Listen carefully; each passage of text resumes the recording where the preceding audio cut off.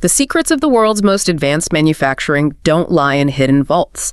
They are made daily inside vast, windowless bunkers in the Arizona desert buildings, where you aren't allowed to record the sound or sight of the future being etched onto silicon. Yeah, it's pretty incredible stuff. This deep dive is based entirely on a unique collective recollection, because recording of any kind was strictly forbidden inside the secure areas of the massive Intel manufacturing complex, the FABs, near Phoenix, Arizona. We are relying completely on the shared memory, the frantically scribbled notes, and the detailed, almost sensory descriptions from a group that was granted this rare access. And that's our challenge, right? To take something you couldn't record, something very visual, very sensory, and translate it. Exactly. Our mission today is to translate that unrecordable, visually stunning experience into pure knowledge for you, the learner. We're going to take the staggering scale, the complex logistics, and the almost unbelievable atom-level technology and simplify it so you grasp the monumental effort, the industrial depth required to forge the modern chips that power literally everything you touch. That's our goal, to give you a shortcut to understanding the physical reality of the digital world. Okay, let's unpack this. Before they even got past the visitor gates, the sheer sprawling size of this complex was immediately overwhelming. This isn't just a corporate campus. It's an infrastructural undertaking that speaks to a level of investment we rarely see in domestic manufacturing today. Absolutely. It's the first, most striking observation from the source notes. The logistics are gargantuan.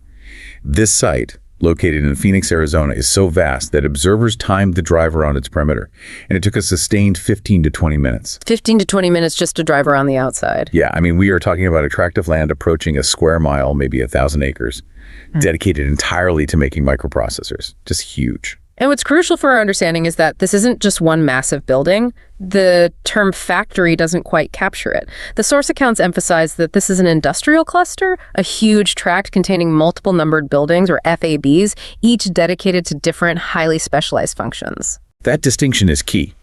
When you visualize a traditional assembly line, you might think of movement within one building.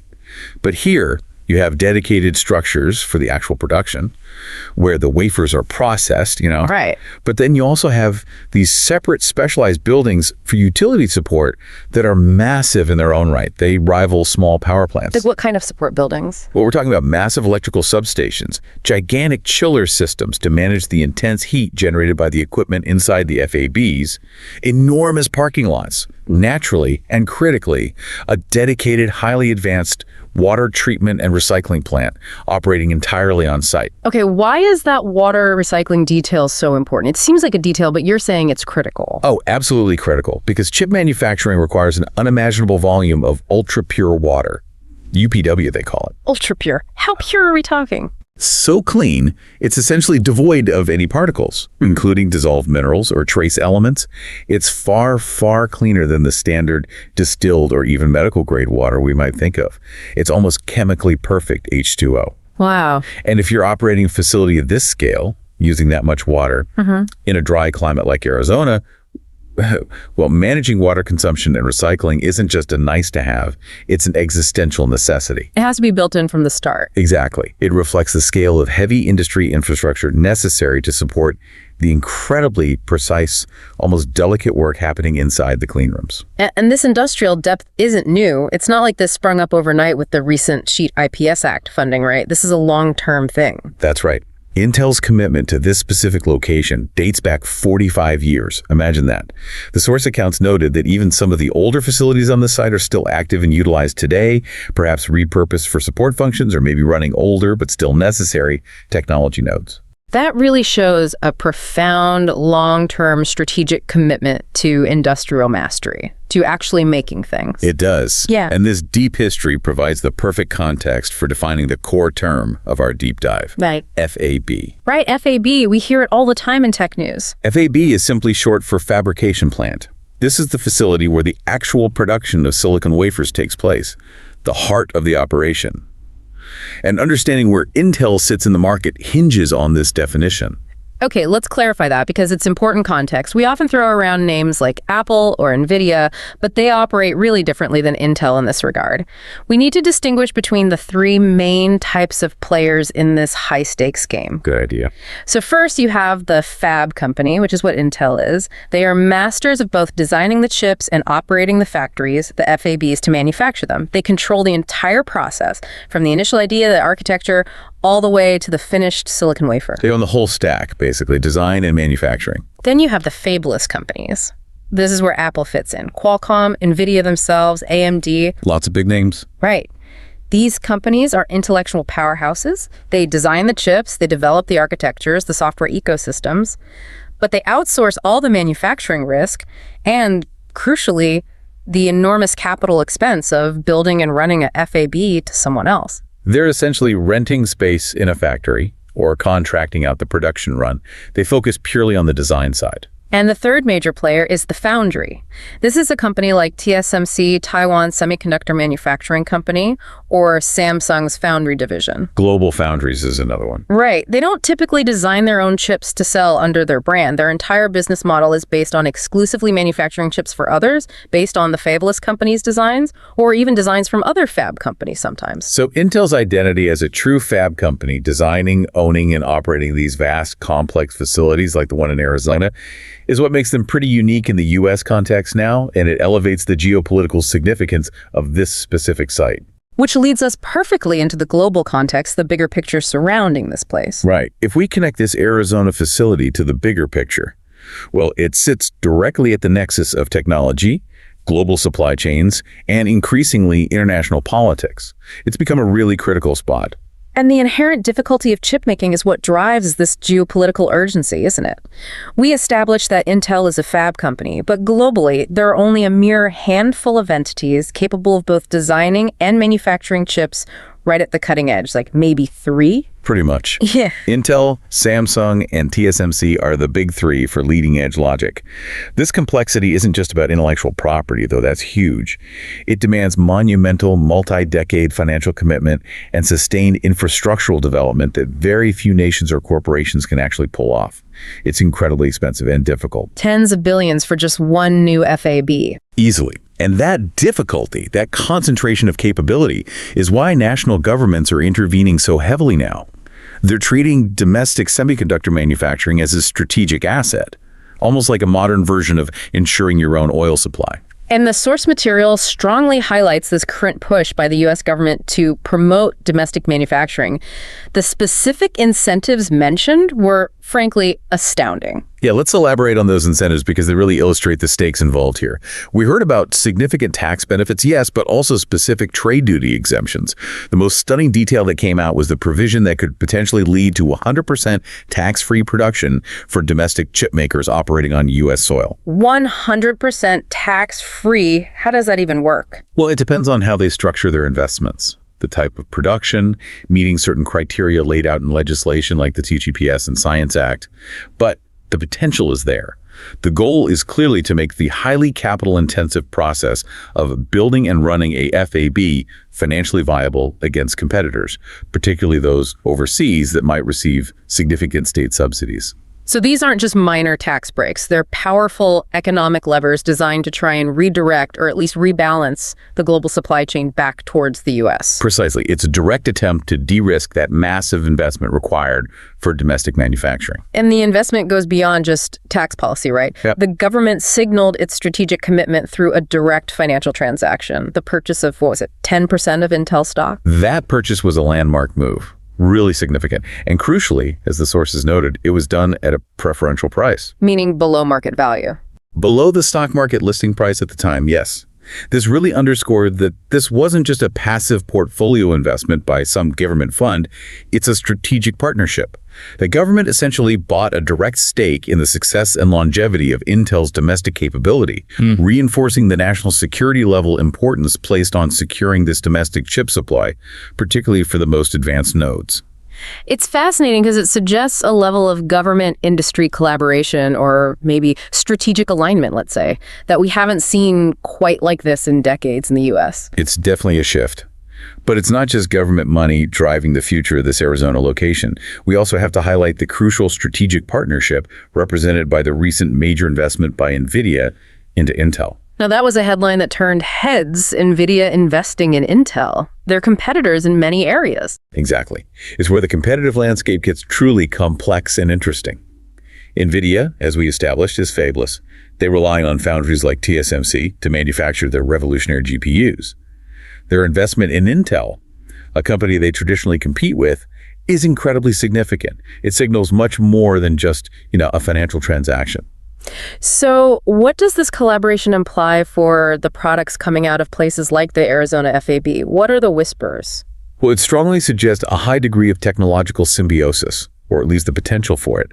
The source indicates that this investment points toward promised future products that combine technologies from both companies. Like what? Intel CPUs and NVIDIA GPUs somehow working closer together? That's the thinking. Imagine a scenario where Intel's CPU expertise and foundational chip architecture integrate seamlessly with NVIDIA's GPU design and AI acceleration technologies.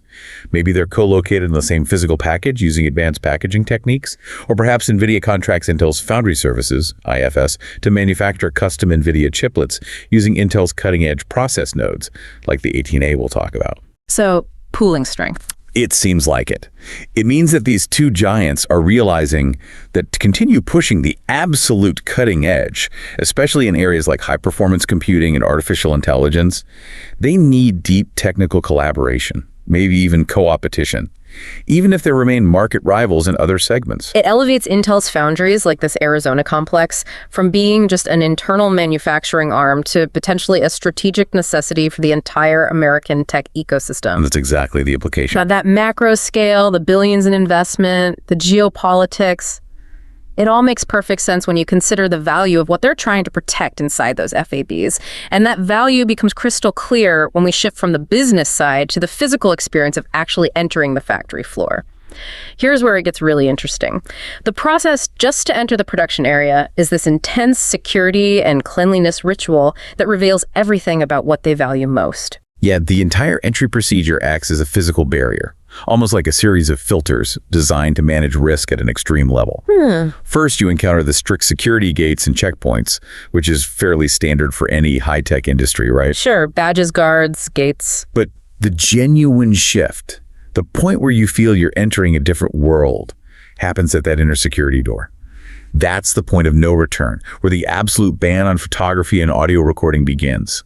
The need for secrecy is immediate and palpable. You feel it. And then comes the legendary gowning procedure, the ritual of putting on the bunny suit. And based on the descriptions, it's far, far more restrictive than the common image of just a simple white lab coat and maybe a hairnet. Oh, miles beyond that. It's a multi-layered, really rigorous process designed to completely seal the human being off from the pristine environment inside. Let's break it down, maybe starting from the bottom up as they described it. Okay. Visitors must wear closed sneakers, no sandals or anything. Then, over their own shoes, they put on a disposable shoe cover, like the kind you might see in some clean environments. Standard enough so far. But then, the most unusual detail, according to the notes, they had to put on a second protective boot made of specialized non-shedding material over the first shoe cover. So shoe, then shoe cover, then another boot cover. That's 3 layers on your feet. Or even 4 if you count your sock. Yeah, 3 or 4 layers of containment just to ensure that not a single fiber or dust particle from your everyday footwear can possibly escape into the clean room air. Wow. Okay, what about the rest of the body? The layering continues right up. Multiple layers of protective garments are donned in a specific sequence. This culminates in a hood or a face cover that was described as being so comprehensive and tight, it felt more restrictive than wearing multiple surgical masks. Really? How so? Apparently, the face cover seals very tightly around the eyes, leaving only a small slit or area for sight, and covers the mouth and nose completely, integrating with the hood. Breathing felt noticeably constrained. Okay, so fully suited up, hood, face mask. What about hands? Double gloved. You put on a comfortable fabric glove first, probably for sweat absorption and comfort, and then a second layer of latex or nitrile gloves goes over that fabric glove. And getting all this gear on isn't quick, I imagine. Not at all. The sources mentioned the preparation time alone, the precise taping of seams maybe, the sealing, the required self-check in a mirror to ensure no gaps, takes significant time, maybe 10 minutes or so, underscoring the severity of the threat they're managing. Which leads us to the crucial insight, the big reveal. When the guide was asked about all this effort, all these layers, the reason wasn't what you might intuitively think. Right. The assumption might be it's to protect the human worker or visitor from hazardous chemicals or dangerous machinery inside the FAB. But that's not the primary reason. No, the primary goal, the stunning revelation, is to protect the silicon wafers. It's a fundamental paradox of modern manufacturing. We, the humans, are the biggest source of contamination. We're the dirty ones. Exactly. The goal of the bunny suit is to protect the extremely sensitive equipment and, most importantly, the wafers themselves from human-generated particles. Things like hair, tiny skin flakes, microscopic dust we carry on our clothes, even fibers from the clothes themselves. Let's put this into perspective for the listener. You mentioned atom-level work. The most advanced feature size they are working on in that FAB, the 18A node, is 1.8 nanometers. How big is a human hair or a skin flake compared to that? It's almost comically large in comparison. A typical human hair is about 50,000 to maybe 100,000 nanometers wide. A tiny skin flake, invisible to us, could still be tens of thousands of nanometers across. So basically mountains compared to the circuits. Precisely. A single speck of human dust, something you wouldn't even see floating in a sunbeam, looks like a giant boulder compared to the circuitry being meticulously etched onto that wafer. Yeah. If just one of those particles lands on the silicon surface during a critical step like photolithography, It ruins the chip. it guarantees a defect, yes. It could block the light, interfere with the chemical etching, create a short circuit, essentially rendering that entire very high-value chip completely unusable. So the bunny suit is really an engineering solution to the biological reality that humans constantly shed microscopic particles. That intense focus on preventing human contamination makes the air quality control absolutely essential then. The source accounts described a constant, noticeable sensation of airflow when entering and exiting the cleanroom doors, like walking into a gentle but definite controlled gust of wind. That sensation is the physical manifestation of the positive pressure system. Think of it like an invisible air shield defending the cleanroom. How does that work? The air pressure inside the cleanroom is deliberately maintained at a slightly higher level than the pressure in the surrounding areas, like the gowning room or the corridors.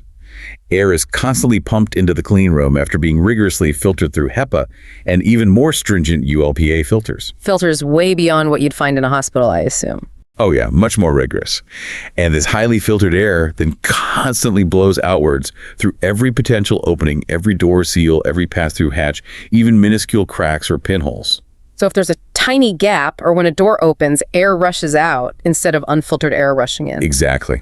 It ensures that no unfiltered, potentially contaminated outside air carrying dust or particles can ever naturally seep in and compromise the ultra-clean environment. It's always flowing outwards. It's a sophisticated one-way airflow system constantly fighting against diffusion and gravity just to keep that environment pristine. It is, and it requires a massive infrastructure of air handlers, pumps, and filter banks, often located on dedicated utility floors above and below the actual production level, just to keep that gentle, continuous protective outflow running 24 hours a day, 7 days a week. Okay, so you've gone through the airlock, you're in your bunny suit, feeling the positive pressure.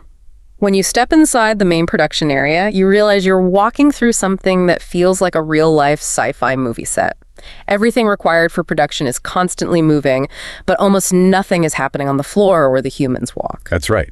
This is where the true scale of the automation becomes overwhelmingly apparent. Glancing up above the heads of the personnel, running along these intricate aluminum or steel rail systems attached to the ceiling, is the massive overhead hoist transport system, the OHT. And this involves thousands of these automated robots. They call them FOPs in the notes. Well, the industry term is usually OHT vehicle, but FOP probably refers to the cargo they carry, the FOUP. But yes, thousands of these automated robot vehicles zipping around silently overhead. The guide could only estimate thousands running constantly. It must be mesmerizing. But what exactly are they carrying? What's inside those boxes they move? They're carrying the most precious cargo in the building, FOUPs. That stands for Front Opening Unified Pods. Okay, FOUPs, what are they? Think of them as specialized, sealed plastic boxes, usually squarish or rectangular, designed to hold a batch of silicon wafers, typically up to 25 wafers in their own isolated, ultra-clean microenvironment. The FOUP maintains that Class 1 or better clean environment, even while it's being transported across the factory. So the overhead robot, the OHT vehicle, latches onto the FOUP, which contains the wafers, keeping them safe inside. Precisely. The OHT system handles all the transportation logistics, moving the sealed FOUP containers between the hundreds of different highly specialized processing machines lined up below. The rail network itself is a logistical marvel, managing potentially thousands of individual moves per hour with complex routing algorithms to make sure wafers get from tool A to tool B efficiently and without creating traffic jams. And it runs nonstop. Continuously, 24/7/365. The whole operation is designed for uninterrupted flow. Okay, but what happens when automation inevitably fails? Because a system running thousands of robots must have occasional hiccups, right? A robot gets stuck. Absolutely, failures happen. But the efficiency is built into the redundancy and the sensing capabilities of the system.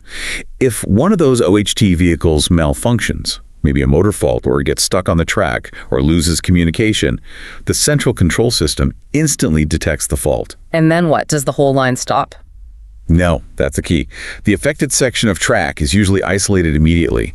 The system automatically reroutes other OHT traffic around the stalled robot. A nearby technician, also in a bunny suit, is often dispatched immediately via the internal communication system, or sometimes there are even automated recovery systems. They handle the fault quickly to get the robot moving or remove it from the line. So the goal is always to prevent a single failure from cascading and stopping the whole production chain. Exactly. The entire layout, the software, the redundancy, it's all designed to maximize that uninterrupted material flow, minimizing the time those incredibly valuable wafers spend just sitting idle, waiting for the next process step. So the robots run above you on the superhighway, ensuring protected movement. Down below, on the main floor where the personnel walk clad head to toe in their restrictive bunny suits, you are surrounded by the actual machinery doing the work, the real magic. That's right. And the machine arrays themselves were described as being just enormous, seemingly endless, stretching 60 to 70 meters long in many cases, like huge interconnected white blocks. They're visually imposing, mostly silent to the naked ear from the outside, yet they contain almost unimaginable complexity within. Let's try and simplify the nature of the work being done inside those massive silent machines for our listener. When we say atom level or molecular level work, what does that truly entail? What are they actually doing in there? It means they are definitely not physically assembling parts with tiny screwdrivers or tweezers. They are manipulating matter at the scale of atoms and molecules. Think of it maybe as ultra-precise, layered 3D printing, but instead of squirting plastic filament, they're using light, chemicals, and plasma energy. The process involves a whole sequence of highly complex techniques. Things like deposition, where they add incredibly thin layers of different materials onto the silicon wafer, sometimes layers only a few atoms thick. Then there's etching, where they remove material in incredibly precise patterns using focus beams of plasma or specialized chemical baths, and lots of chemical processing, cleaning, and measuring steps in between. So it sounds less like traditional engineering and maybe more like molecular chemistry being orchestrated on a massive scale by highly complex robotics. That's a very good way to put it.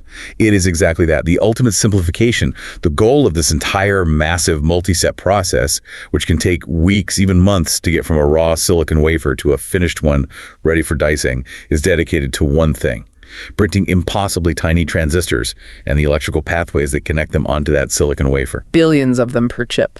Billions and billions. Creating the functional core of the CPU, the GPU, the memory chip. Each new generation of chips requires more layers, finer patterns, greater precision, and often more exotic materials and chemicals just to pack more computing power and efficiency into the same small physical space. It's a relentless cycle of innovation at the nanoscale. Now, all this precision work raises an important question about the environment inside the FAB. Why does a factory dedicated to this kind of extreme engineering need to look like it's constantly filtered through a pair of yellow sunglasses? Right. The descriptions of the lighting were really striking. In non-critical areas, like maybe the gowning room or some corridors, standard white fluorescent or LED light prevails. But when you enter the critical production zones, the world shifts color dramatically. Yeah, the notes mentioned encountering areas bathed in deep yellow light. Sometimes specific zones had bluish light, maybe reddish, or even a kind of lined green-yellow mixture. One observer noted that when they had to put on special yellow filter glasses required in one zone, it made the entire room feel like this continuous, immersive yellow light, intense enough that it was actually slightly uncomfortable or disorienting at first. So this strange colored lighting isn't just like mood lighting for the robots. It serves a critical purpose. Absolutely not aesthetic. That yellow light, or sometimes orange or green depending on the specific process, is the visual key to understanding the absolute heart of semiconductor manufacturing.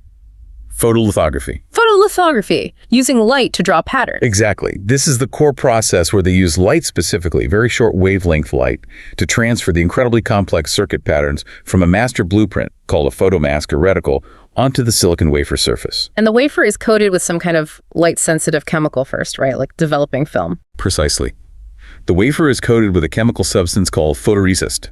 Think of it like the emulsion on old photographic film.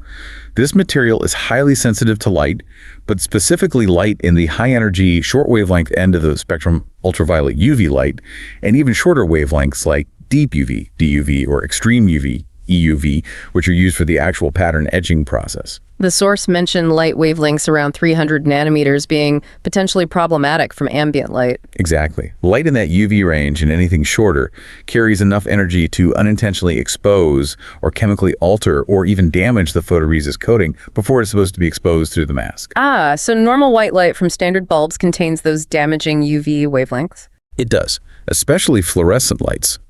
Therefore, the specialized yellow and green lights used in the clean room are meticulously engineered filter lights.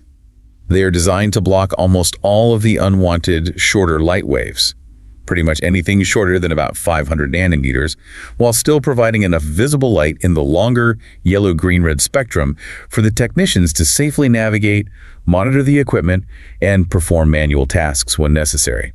So they are basically preventing unwanted ambient UV light from prematurely ruining the chemical patterns on the wafer during all the preparation and handling steps before the actual exposure happens inside the lithography machine. That's the entire point. It's light hygiene, essentially. That level of attention to detail extends beyond the light to the physical structure of the room itself. The notes mentioned the floor wasn't a standard solid concrete slab like in most factories. It was described as a metallic grating or a mesh like you might see on an industrial catwalk sometimes.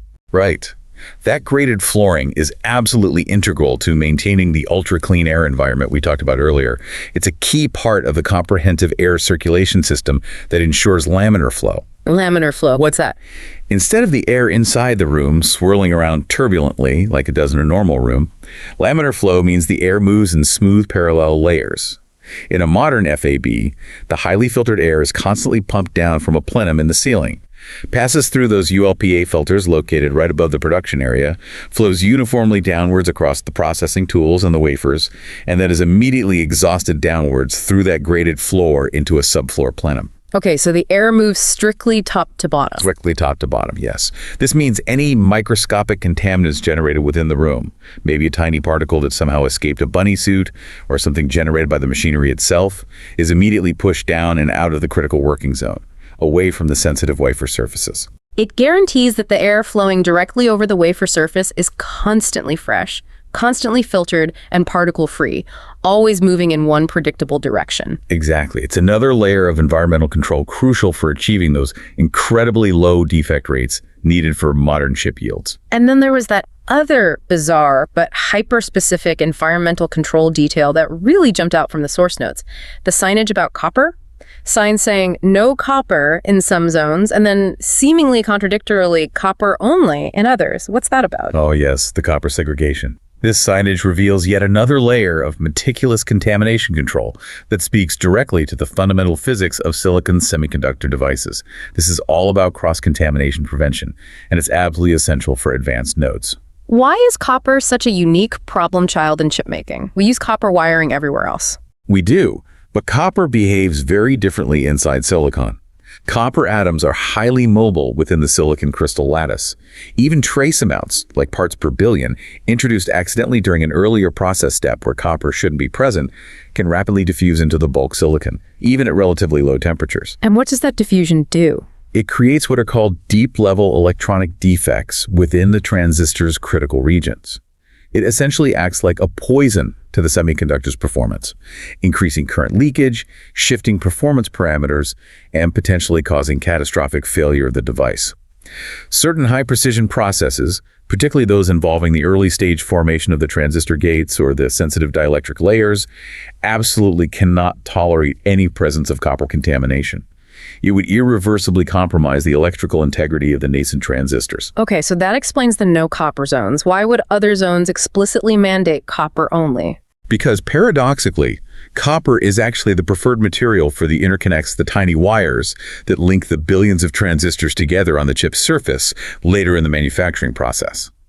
Copper offers lower electrical resistance and better reliability for these connections compared to the older aluminum interconnects. So you need copper for the wiring, but it poisons the transistors if it gets there too early. Exactly. So when the wafer processing reaches the metallization stage, where those interconnect wires are actually laid down using techniques like damascene processing, they need pure copper. They use strict material isolation, creating dedicated copper-only zones and tool sets to ensure that copper is introduced only when and where it's specifically needed for wiring.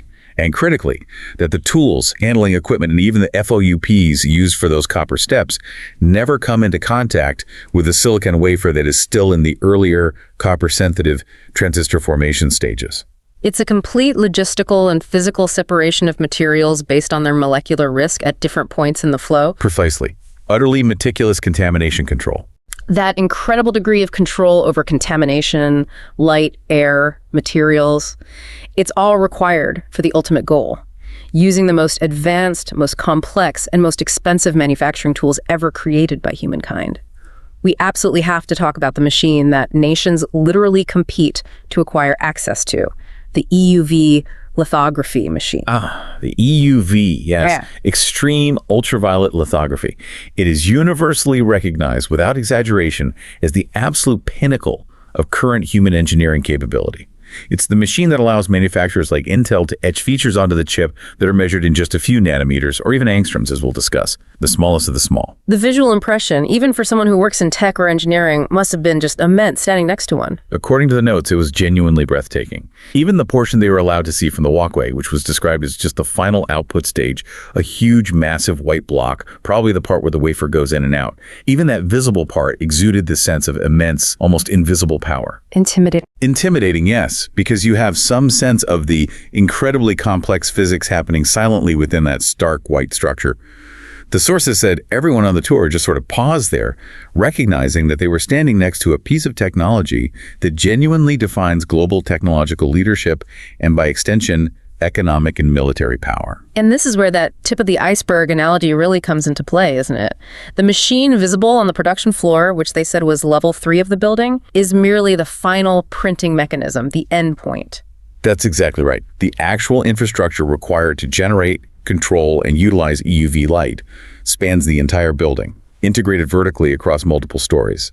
It's fundamentally different from older DUV lithography tools. How so? What's needed for EUV? Well, the EUV process uses light at an incredibly short wavelength, 13.5 nanometers. This light is so short, it's technically in the soft X-ray part of the spectrum, not traditional UV light. And you can't generate light like that with a simple lamp. How do they generate it then? It sounds impossible. It's incredibly complex. The standards method involves firing an extremely powerful high-energy laser itself, a massive piece of equipment at microscopic droplets of molten tin, thousands of times per second inside a vacuum chamber. Hitting tin droplets with a laser. Yeah. Each laser pulse instantly vaporizes the tin droplet, creating an incredibly hot, dense plasma. It's this plasma that emits the desired 13.5 nanometer EUV light. Wow. Okay. And where is all that complexity hidden if you only see the white box on the top floor? All that necessary infrastructure, including the massive CO2 laser system needed to generate the initial power, the complex system for generating and aiming the tin droplets, the vacuum chambers, because EUV light is heavily absorbed by air, so the whole path has to be near perfect vacuum, and the incredibly sophisticated multi-layer mirrors made of molybdenum and silicon needed to collect and focus this light. Lenses don't work for EUV. All of that is housed on the floors below the clean room production level. So level 2 might contain the laser apparatus and the plasma source chamber. Typically, yes. And level 1, the ground floor, or even basement level, handles the massive utility connections, immense electrical power inputs, high-volume cooling water, process gases, vacuum pumps, vibration isolation systems. The entire building, structurally and logistically, is engineered around supporting this single, multi-story piece of equipment. The white box on level 3 is truly just the very tip of a very large, very complex iceberg. And that specific, vertically integrated, multi-billion-dollar machine was the star attraction in the tour's final destination within the complex, FAB52, which was described as being actively running Intel's newest, most advanced manufacturing line. Correct. And this brings us to the cutting-edge process node itself that they witnessed parts of. FAB52 was running the 18A process. 18A, what does the A stand for? It says for angstrom. For context, an angstrom is 1/10 of a nanometer, so 18 angstroms is equivalent to 1.8 nanometers. This represents Intel's process node intended to be significantly smaller and more advanced than the typical 2-nanometer nodes being discussed by competitors. Okay, 1.8 nanometers. That's incredibly small. But why is this 18A node considered so revolutionary beyond just the size reduction? Is it just smaller transistors? It's much more than just shrinking. 18A signifies a fundamental architectural shift in how the transistors themselves are built. This node is where Intel is implementing two major industry-first technologies simultaneously. The first is the RibbonFET transistor. RibbonFET, what's that? RibbonFET is Intel's implementation of the gate-all-around, or GAA, transistor structure. For the last decade or so, leading chips used FinFETs, where the transistor channel was like a vertical fin and the gate controlled it from three sides. With GAA, or RibbonFET, the channel is made of horizontal nanoribbons or nanosheets, and the gate material completely wraps around all four sides of each ribbon. Gate all around, so better control. Much better control over the electrical current flowing through the channel. This dramatically reduces current leakage when the transistor is supposed to be off and allows for higher drive current when it's on, leading to significant improvements in both performance and power efficiency compared to FinFETs at the same dimension. Okay, that's RibbonFET. What was the other big innovation in 18A? The other is PowerVia. This is backside power delivery. Backside power, what does that mean? Traditionally, both the tiny signal wires carrying data and the slightly larger power delivery wires providing voltage to the transistors were all built up in layers on the front side of the silicon wafer. This created complexity and signal integrity challenges. With PowerVia, Intel decouples these. The power delivery network is built on the back side of the wafer, connecting up through the silicon using tiny vertical connections called through-silicon vias, TSVs. So power comes from underneath, signals run on top. Essentially, yes. This frees up a huge amount of space on the critical front side layers, allowing for denser signal routing, less electrical resistance for power delivery, and ultimately helps enable even denser packing of those RibbonFET transistors. So 18A isn't just a marketing name for a size reduction. It's an entirely new way of building the fundamental structures of the chip, the transistors and the wiring, made possible only by the extreme precision of the EUV lithography machine to pattern these complex structures. That's exactly it. It represents the absolute boundary, the bleeding edge of what is currently possible in semiconductor manufacturing anywhere in the world today. And seeing that process running in FAB52. Yes, the convergence of EUV lithography, PowerVia backside power, and RibbonFET gate all-around transistors all happening within FAB52 is precisely why this specific Arizona facility is so strategically vital, not just to Intel's future product roadmap, but potentially to the entire trajectory of high-performance computing and the global semiconductor supply chain. They are manufacturing the foundational components, the core chiplets, that will define the performance of the next generation of CPUs, GPUs, and specialized AI accelerators. #TagAtro. You know, it's truly fascinating when you step back and consider everything we've discussed here, is how much immense, often hidden engineering effort, from the positive pressure air systems, the specialized lighting, the complex copper zoning, the overhead robots, is dedicated solely to achieving near-perfect cleanliness and logistical perfection. Yeah, all just to protect that one silicon wafer whose potential processing value becomes astronomical by the end of the line. Absolutely. The sheer effort put into those multi-layered bunny suits, the non-stop 24/7 overhead robot transit system, the multi-story building integrated EUV machine. It all makes absolute logical financial sense when you grasp the stakes. When you realize that a single finished wafer, after going through this incredibly complex, months-long, multi-billion-dollar process, can yield potentially hundreds of high-value, cutting-edge chips processors worth hundreds or even thousands of dollars each, with the cost of a single contamination event rendering some of those chips useless, is simply unacceptable. The meticulousness isn't obsessive. It's a direct, calculated reflection of the immense value being created on that silicon. And the experience of seeing it, even vicariously through these detailed notes, was clearly priceless and exceedingly rare. A chance to witness technology that most people, even many within the broader tech industry or partner companies, will likely never see directly. Especially not the very latest 18A lines running under those strange filtered yellow lights. It really is a stunning moment of clarity, isn't it? Understanding how much sheer physical, industrial, chemical, and logistical effort underpins the invisible digital world we rely on every single second of every day. And finally, let's end with a provocative thought for you, the learner, to mull over. The source material mentioned one subtle detail observed on the factory floor: the use of copper rings and perhaps magnetic markers embedded right into the ground, into the graded flooring. Right. These weren't decorative patterns. They were described as hidden guideposts. Exactly. Guideposts that allow the automated ground vehicles, or maybe even aspects of the overhead FUP-HT robot systems, to read positioning data, navigate their paths silently, and know exactly where they are within that vast space. It's a physical marking etched into the concrete and metal grating of the world's most advanced factory, specifically designed to guide silent, invisible automation. So think about that hidden layer of instruction embedded in the physical environment. How much of our own built world, from the lights above us to the roads we drive on, maybe even the floor beneath you right now, is already being subtly coded and marked? Marked with RFIDs, magnetic strips, optical codes, or buried wiring loops, all designed to facilitate the smooth, silent, unseen operation of increasingly autonomous AI-driven systems. What other parts of your everyday environment might be secretly guiding technology right now, just like those copper rings in the Arizona desert, quietly ensuring the future runs precisely according to plan? If you enjoy this video, please like, share, subscribe, and hit the bell to the latest update from my channel. Thank you for watching till the end, and see you in the next video.